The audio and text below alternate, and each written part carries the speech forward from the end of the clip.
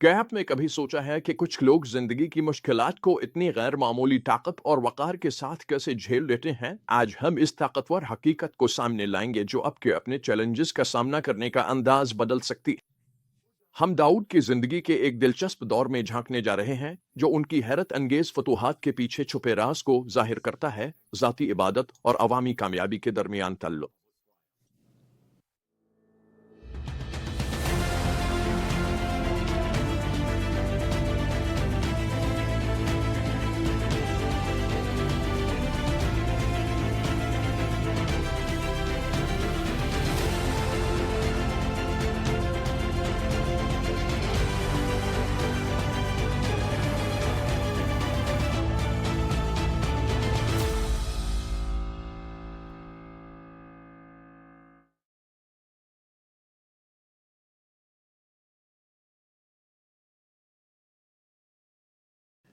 इन आयात में हमें जो बुनियादी पैगाम मिलता है वो बहुत गहरा है।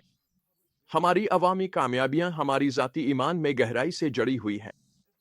जब हम दाऊद की फौजी फतूहात और साउल के पोते के साथ उनके हसन सलूक को देखेंगे तो हमें नजर आएगा कि खुदा के साथ उनका ज़ाती ताल्लुक उनके हर अवामी अमल की बुनियाद था।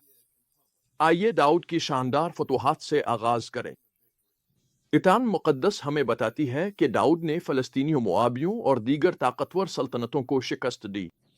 लेकिन यहाँ एक दिलचस्प बात है। इन जंगी वाक़यात के बीच में ही हमें दो ज़बूर मिलती हैं जो दाऊद की ज़ाती रूहानी ज़िंदगी की एक झलक दिखाती हैं। ज़बूर 60 में हम सुनते हैं कि दाऊद फरियाद कर रहा है, ए खुदा, तूने हमें रद्द कर दिया है और हम पर गज़बनाक हुआ है, तो नाराज़ हुआ है, अब हमें बहाल कर दे। ये फ़तेयाब हीरो की आवाज़ नहीं है। ये इस शख्स की आवाज़ है जो खुदा के साथ तन्हाई में कशमकश कर रहा है। अब जरा इस पर एक लम्हे के लिए गौर करें। जब सब लोग दाऊद को एक जंगजू बादशाह के तौर पर देख रहे थे जो एक के बाद एक जंग जीत रहा था, तो खुद दाऊद खुदा के सामने घुटनों के बिल था और अपनी मुकम्मल मोहताजी का एतराफ कर रहा था। वही दाऊद जिसने कौमों को फतह किया लिखता है, हमें दुश्मन के मुकाबले में मदद दे क्योंकि इंसानी मदद बेकार है, खुदा के साथ हम फतह पाएंगे। लेकिन इस कहानी में सिर्फ फौजी फतूहात से बढ़कर भी कुछ है। इन तमाम फतूहात के दरमियान हम दाऊद की मेहरबानी का एक खूबसूरत वाकया देखते हैं जो उसने मुफवश्त पर की, जो आवंतन का माजूर बेटा था। याद रखे, ये साउल का पोता था, इस खानदान की नस्ल जिसने दाऊद को मारने की कोशिश की थी। फिर भी दाऊद ने पूछा, क्या साउल के घराने में कोई बाकी है जिस पर मैं आवंतन की खातिर मेहरबानी कर सकूं? ये गैर मामूली बात है। यह दाऊद अपनी ताकत की इंतहा पर है, इंतकाम लेने के बजाय अपने साबिक दुश्मन के खानदान पर मेहरबानी करने की कोशिश कर रहा है। जब वो मुफवश्त को ढूंढ लेता है जो खुद को मुर्दा कुत्ता कहता है, तो दाऊद उसकी मीरास बहाल कर देता है और इसे शाही दस्तरखान पर हमेशा के लिए जगह देता है। कितनी हैरत अंगेज तस्वीर है ये फजल की। फिर हम आते हैं एक संजीदा वाकया की तरफ जो जबोनियों और साउल की औलाद से मुताल्लिक है। जब मुल्क में 3 साला कहत पड़ता है, दाऊद खुदा का चेहरा तलाश करता है और जानता है कि यह साउल की तरफ से जबोनियों के साथ पहले किए गए जुल्म की वजह से है। उसका हल हमारे मेयार के मुताबिक सख्त है। साउल की 7 औलादों को जबोनियों के हवाले कर दिया जाता है। लेकिन इस मुश्किल हिस्से में भी हम देखते हैं कि दाऊद खुदा की रहनुमाई तलाश करने के लिए पुरज़्म है और अपने यूनातन से किए गए वादे का एहतराम करता है, मीफीबोश्ते की हिफाजत करके। इन तमाम वाकयात में हम एक मुस्तकिल नमूना देखते हैं। दाऊद के अवामी अमाल हमेशा उसकी ज़ाती रूहानी ज़िंदगी से जुड़े हुए थे। चाहे वो फौजों की क़यादत कर रहा हो, रहम के रहा हो या कौमी बहरान से निमट रहा हो, वो हमेशा पहले खुदा की तरफ रुजू करता था।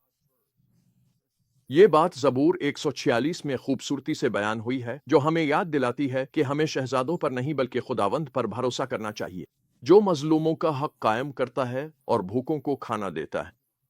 तो हम आज अपनी जिंदगियों में इन सच्चाइयों को कैसे लागू कर सकते हैं? अपनी ज़ाती इबादत को तरजीह बनाएं। रोज़ाना की लड़ाइयों का सामना करने से पहले दाऊद की तरह खुदा के साथ अकेले वक्त गुजारें। ये सच्चाई को मसीही जिंदगी में अपनाने का सबसे बड़ा सबक है जो मैंने कभी सीखा है। हर सुबह जब मैं जागता हूँ, मुझे मालूम होता है कि मुझे मुश्किलात का सामना करना पड़ेगा। मुझे एहसास होता है कि इन मुश्किलात का सामना करने से पहले मुझे खुदावंद के हुजूर आना और उसकी इबादत करनी चाहिए, क्योंकि फतह देने वाला खुदा ही है। वही है जो मुझे जन्म में संभालता है, वही है जिस पर मुझे भरोसा करना चाहिए। ये मुझे दूसरी हकीकत की तरफ ले आता है। याद रखें कि फतह खुदावंद की तरफ से आती है। अपनी ताकत सलाहियतों पर भरोसा ना करें, इस पर भरोसा करें। ये वो हकीकत है जिस पर मुझे मुसलसल मेहनत करनी पड़ी है। अक्सर मैं ये सोचकर अपनी मुश्किलात का सामना करने की कोशिश करता हूं कि मैं काफ़ी होशियार हूं कि उन्हें हल कर लूं। अगर आप और मैं वाकई फतह चाहते हैं तो हमें याद रखना चाहिए कि फतह हमारी सलाहियतों से नहीं बल्कि इसके फजल और ताकत से मिलती है। अपने अंदर से फजल को बहने दें। मेहरबानी के मौके तलाश करें, हत्ता कि इन लोगों के साथ भी जो आपके दुश्मन समझे जाते हैं।